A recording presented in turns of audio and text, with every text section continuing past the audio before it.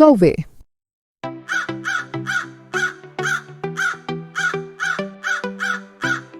माना कि कौवे बातें करने के शौकीन होते हैं, लेकिन इतनी तेज क्यों? तो चलिए एक दिलचस्प कहानी सुनते हैं और देखते हैं कि कौवे इतना काम क्यों करते हैं।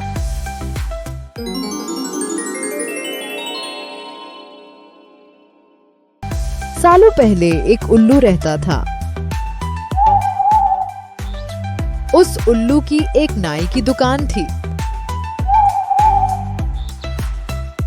सभी स्थानीय पक्षी उसकी दुकान पर अलग अलग सेवाओं के लिए आया करते थे।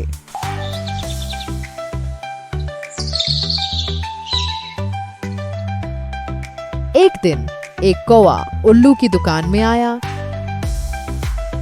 अपने पंखों को खूबसूरती से संवारे हुए उसने उल्लू से कहा कि वह उसे ऐसे रंग में रंग दे जिसमें कौवा सबसे अलग दिखे।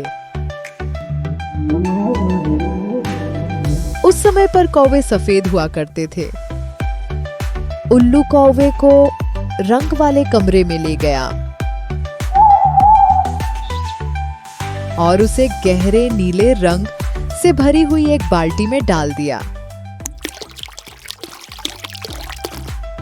जब उसे बाहर निकाला गया तो कौवे के पंख बिल्कुल सीधे हो चुके थे और रंग चमकदार काला हो गया था। कौवा तो इसे देखते ही भयंकर गुस्से में आ गया।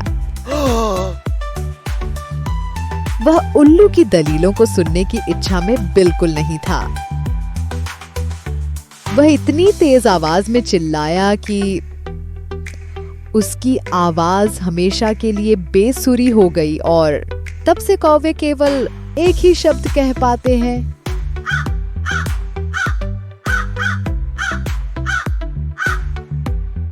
तो बच्चों, यही कारण है कि कौवा हमेशा तेज करता है। ऐसी ही मजेदार, रोचक और दिलचस्प कहानियों के लिए हमारे चैनल नमस्ते नानी को सब्सक्राइब करें।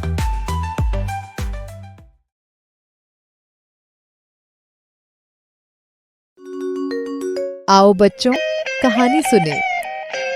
क्या आपने कभी ऊंट की ऊंची और अजीब सी पीठ देखी है?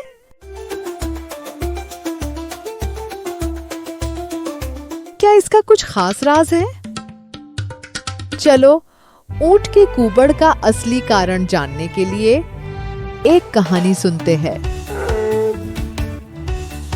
बहुत समय पहले रेगिस्तान में एक बहुत ही आलसी ऊंट रहता था। अगर कभी कोई उससे काम करने के लिए कहता था तो वह गुस्से में नाक से हवा निकालता और कहता, हुम्फ। बाकी सभी जानवर ऊंट की इस आदत से बहुत परेशान थे। एक दिन उन्होंने मदद के लिए एक जादूगर के पास जाने का निर्णय किया। तुम काम क्यों नहीं करते? जादूगर ने ऊंट से पूछा। ऊंट ने गुर्राया और कहा, हुम्फ। हाय रे, उसे बहुत ही ताज्जुब हुआ। उसने देखा कि उसकी पीठ एक पहाड़ की तरह फूल रही है। अब से यह तुम्हारा कुब है, जादूगर ने कहा। अब से तुम इस रेगिस्तान में बिना खाने या पानी के रहोगे और अपने कुब के सहारे ही गुजारा कर सकोगे, क्योंकि यह कुब चर्बी से भरा है जिसे तुम खाने के रूप में इस्तेमाल कर सकते हो, जादूगर ने कहा। तो बच्चों, तब से ही ऊंट की पीठ पर कुब होता है। ऐसी ही मजेदार, रोचक और दिलचस्प कहानियों के लिए हमारे चैनल नमस्ते नानी को सब्सक्राइब करें।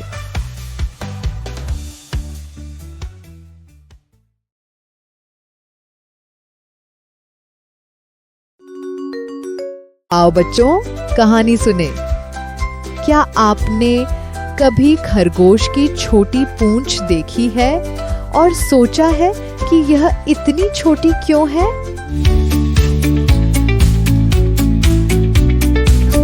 तो चलिए अब हम एक कहानी सुनते हैं जो खरगोश की छोटी पूंछ होने का कारण बताएगी। बहुत समय पहले एक खरगोश अक्सर अपनी लंबी पूंछ से एक लोमड़ी को परेशान करता था।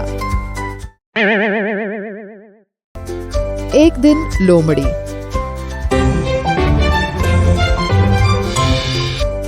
मछलियों से भरी हुई टोकरी लेकर घर वापस आई। यह देखकर पास ही मौजूद शरारती खरगोश ने पूछा, भाई लोमड़ी, तुमने इतनी सारी मछलियां कैसे पकड़ी? लोमड़ी ने सोचा कि खरगोश की लंबी पूंछ से छुटकारा पाने का ये सही मौका है, तो लोमड़ी ने कहा, अरे नहीं, कुछ खास नहीं। आपको बस रात भर अपनी पूंछ को पानी में डुबोकर बैठना है और फिर आप जितनी चाहे उतनी मछलियां पकड़ सकते हैं। खरगोश उसकी बात मान गया और वह अगली रात मछलियां पकड़ने चला गया। उसने ठीक वही किया जैसा लोमड़ी ने उससे कहा था, इस बात से पूरी तरह अनजान कि लोमड़ी उसकी पूंछ को जमाना चाहती थी। खरगोश पूरी रात अपनी पूंछ पानी में डूबी रखते हुए एक लट्ठे पर ठिठुरते हुए बैठा रहा। सुबह जब उसने अपनी पूंछ बाहर निकालने की कोशिश की तो उसकी पूंछ पूरी तरह से जम चुकी थी। खरगोश मदद के लिए गुहार लगाने लगा और रास्ते से गुजर रहे एक उल्लू ने उसे उसके कानों से पकड़कर बाहर निकाला। पर हाय, उसके कान लंबे हो गए, लेकिन उसकी पूंछ तो छोटी हो गई। तो बच्चों, तभी से खरगोश के कान लंबे और पूंछ छोटी होती है। बाय बच्चों, हमारी संस्कृति से संबंधित और अनूठी व सुंदर कहानियों के लिए सब्सक्राइब करें नमस्ते नानी।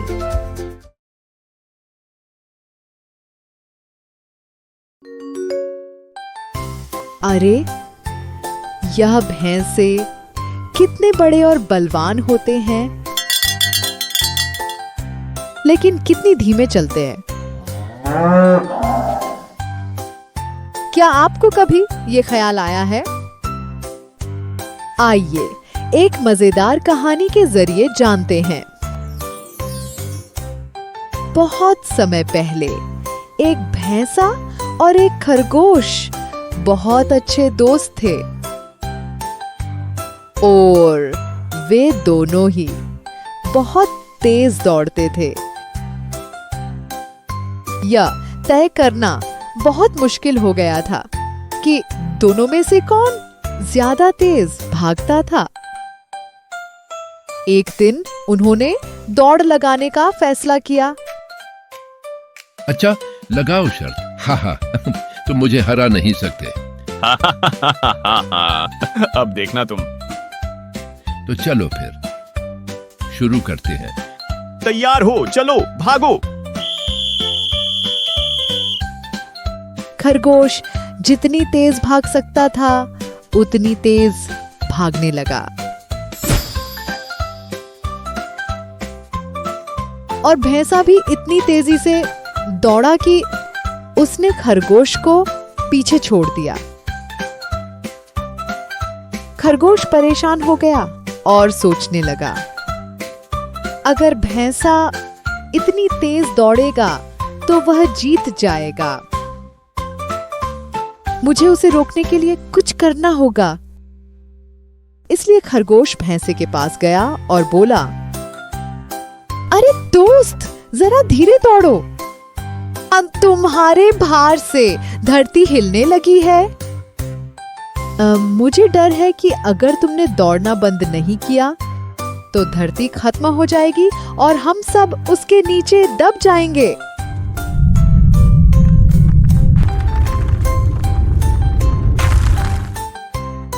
भैंसा यह सुनकर रुक गया और इसी तरह खरगोश दौड़ जीत गया।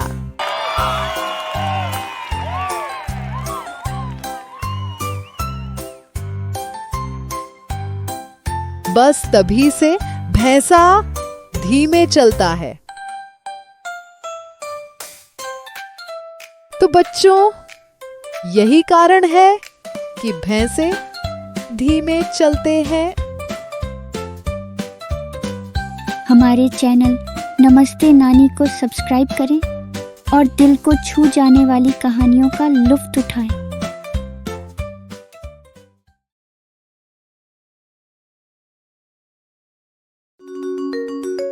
आओ बच्चों, कहानी सुने।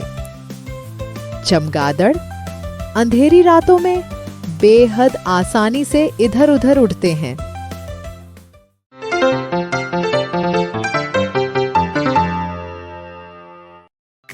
मगर क्या आपने कभी उन्हें चिड़ियों के साथ घूमते देखा है?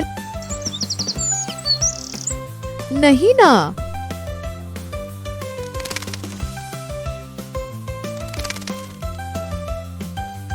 लेकिन क्यों? तो चलिए एक मजेदार कहानी से जानते हैं। बहुत समय पहले पक्षियों और जानवरों के बीच एक बहुत बड़ा युद्ध हुआ।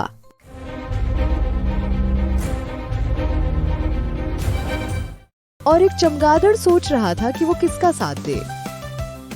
वह पक्षियों के पास गया और बोला कि मेरे भी तो पंख हैं, इसलिए मैं तुम्हारे साथ हूं।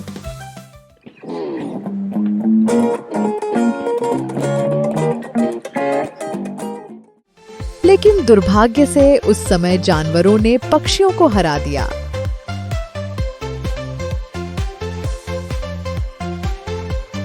इसलिए युद्ध के बाद चमगादड़ जानवरों के पास गया, जो युद्ध जीतने का जश्न मना रहे थे। जानवरों ने पूछा, तुम यहाँ क्या कर रहे हो? चमगादड़ ने जवाब दिया, मैं एक पक्षी कैसे हो सकता हूँ? मेरे पास तो दांत है। अगले दिन फिर से युद्ध हुआ, लेकिन इस बार चिड़ियों ने जानवरों पर अपने चोंच से हमला करके उन्हें हरा दिया।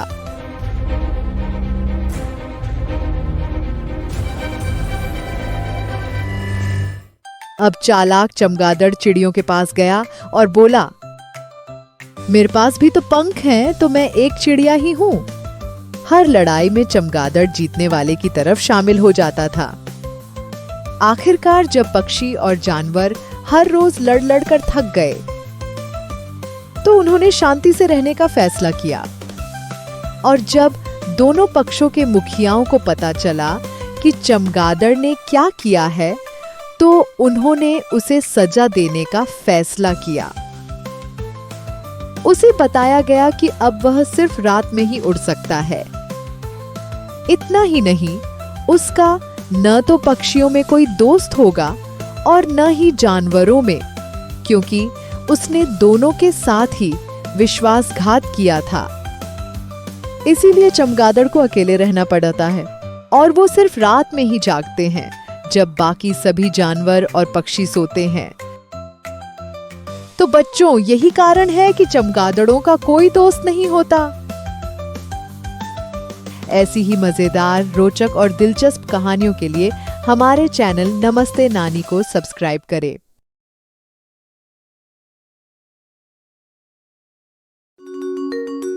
आओ बच्चों, कहानी सुने। खैर, ये तो हम सभी जानते हैं कि दरियाई घोड़ा पानी में रहता है, लेकिन क्या आप जानते हैं क्यों? आइए एक दिलचस्प कहानी में गोता लगाएं और पता लगाएं। बहुत साल पहले इसंटिम नाम का एक दरियाई घोड़ा रहता था।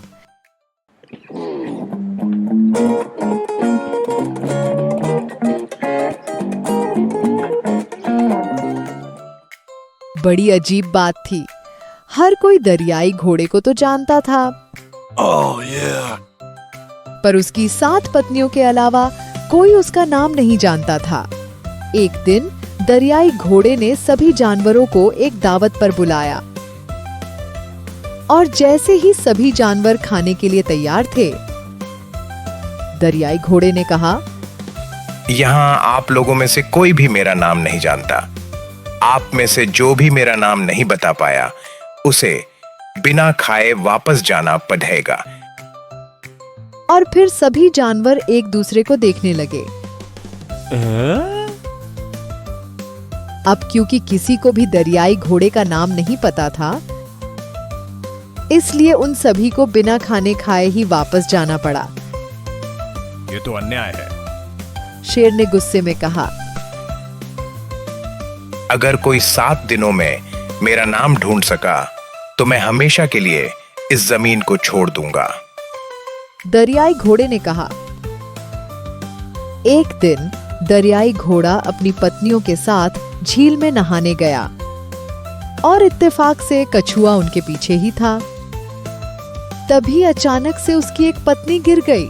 हे संटिम, मेरी मदद करो। वह चिल्लाई। जैसे ही कछुए को दरियाई घोड़े का नाम पता चला,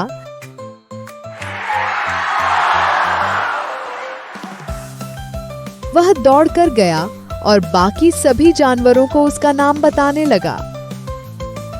तो बच्चों, इसलिए दरियाई घोड़ों को धरती छोड़कर पानी में रहना पड़ा और तब से वे वहीं रहते हैं। ऐसी ही मजेदार, रोचक और दिलचस्प कहानियों के लिए हमारे चैनल नमस्ते नानी को सब्सक्राइब करें।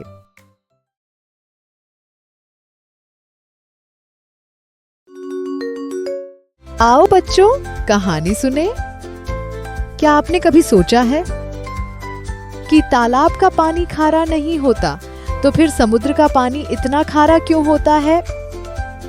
चलिए, अब हम एक कहानी की तरफ रुख करते हैं, ये राज जानने के लिए कि समुद्र इतना खारा क्यों है।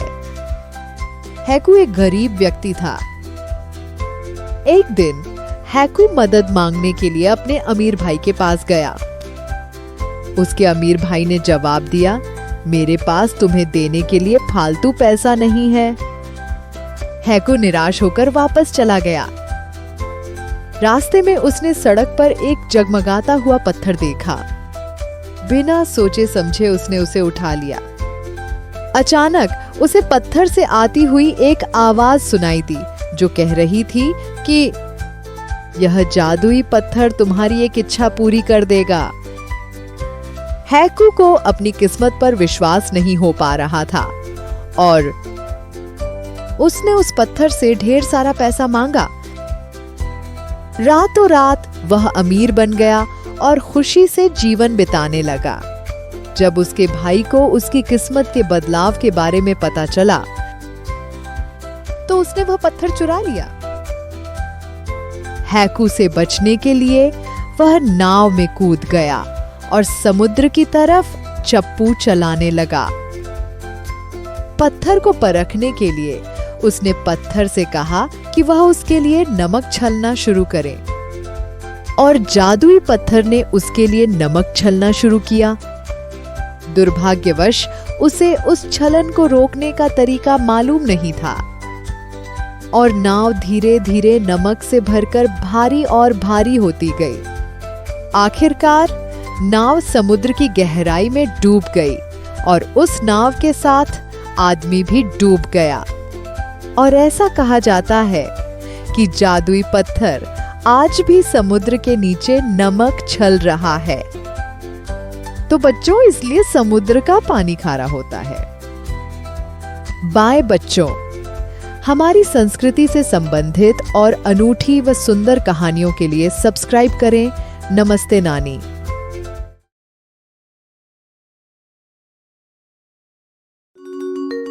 आओ बच्चों, कहानी सुने। क्या आपने कभी सोचा है आकाश इतना ऊपर और दूर क्यों है?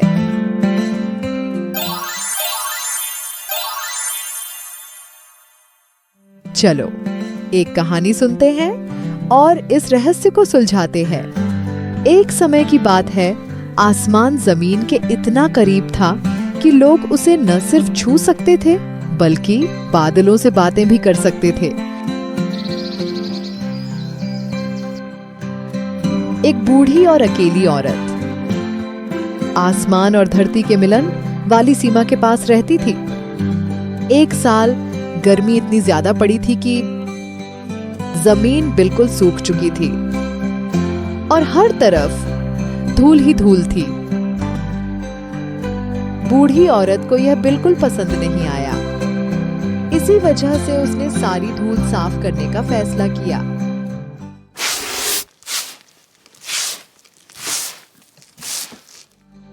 लेकिन जितना ज्यादा वो धूल भरे रास्ते को साफ करती गई, उतनी ही ज्यादा धूल उसके आसपास उड़ने लगी।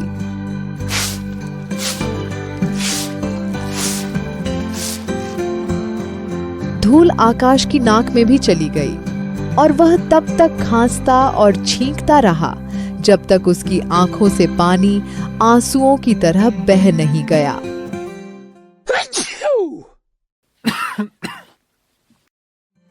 उसके आंसू जमीन पर टपक गए,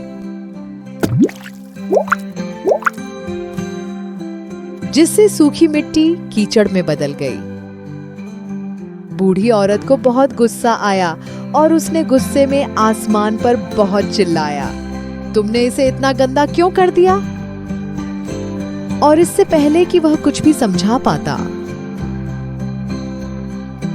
वह अपने झाड़ू से उसे जोर जोर से पीटने लगी। उस बूढ़ी औरत के गुस्से से बचने के लिए आसमान को दूर और बहुत ऊपर भागना पड़ा।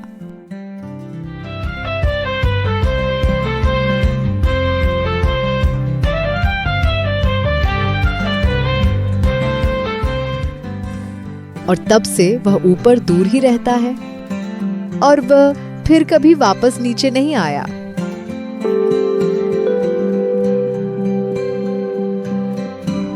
तो बच्चों, इसलिए आसमान हमसे इतनी दूर रहता है।